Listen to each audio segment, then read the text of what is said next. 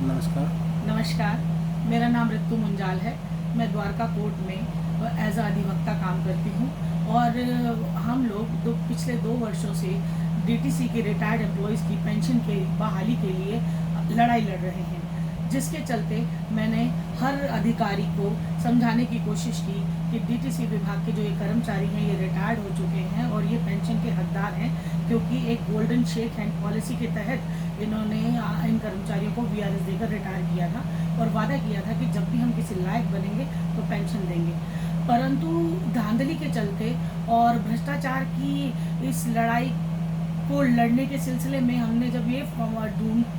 ये हमें दस्तावेज हासिल हुए कि सच में यहाँ एक बहुत बड़ी धांधली हुई है और एक भ्रष्टाचार हुआ है और चीटिंग हुई है, फर्जीवाड़ा हुआ है, इन गरीब बुजुर्गों के साथ अन्याय हुआ है, तो इस लड़ाई को आगे बढ़ाते हुए मैंने अपना जो पिटिशन बनाई, जो आधार बनाया, बेस बनाया, वो ये बनाया कि इन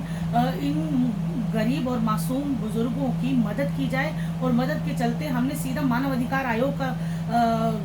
की शरण में जाने की लिए सोचा। और जब हम मानव अधिकार आयोग की शरण में गए तो उन्होंने इस पर संज्ञान लेते हुए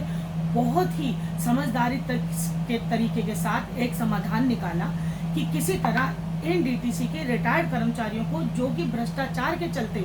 अपनी पेंशन से रह गए, इनको पेंशन नहीं मिल पाई या किसी खामी या गलती की वजह से नहीं मिल पाई, तो आप इन्हें इनके लिए कोई ऐसा रास्ता निकालें, एक्सप्लोर द वे कहकर मानव अधिकार आयोग ने संबोधित किया और कहा कि आप इनको पेंशन दें और इनके लिए एक ऐसा रास्ता निकालें जो इनको रोजी रोटी दे सके और जीते जी इनको 2 वक्त का खाना मुहैया हो जाए, इनको 2 वक्त की रोटी नसीब हो जाए। तो अब इसी के चलते मानव अधिकार आयोग ने जब डीटीसी विभाग को लिखा और साथ में सेक्रेटरी हैं Subodh ji, deputy commissioner cluster DTC staff हैं, उनको लिखा, तो उन्होंने इस पर जवाब फाइल करने के लिए डीटीसी को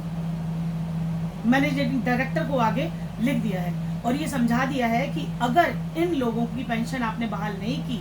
और इन भ्रष्टाचार के चलते जो मानव अधिकार आयोग ने संज्ञान लेते हुए प्रेशराइज किया है डीटीसी को भी और दिल्ली स्टेट गवर्नमेंट को भी कि आप किसी भी तरह इनको रास्ता निकालकर इनके पेंशन दीजिए, क्योंकि इसी तर्ज पर पहले सुप्रीम कोर्ट भी, हाई कोर्ट भी डीटीसी को झाड़ चुके हैं, उनके ऊपर जुर्माना लगा चुके हैं, लेकिन ये लोग मानने को तैयार नहीं थे। आज के डेट में हम इस स्टेज पर पहुंच गए हैं कि पेंशन बहाल होने में सिर्फ कुछ ही दिन बाकी हैं, यानी कि अब इनकी पेंशन हो जाएगी और होकर रहेगी, ये मेरा वादा है। और मैं आप सब लोगों के हाथ जोड़कर धन्यवाद करना चाहती हूँ कि आपने संयम बनाए रखा और हमें काम करने का मौका दिया।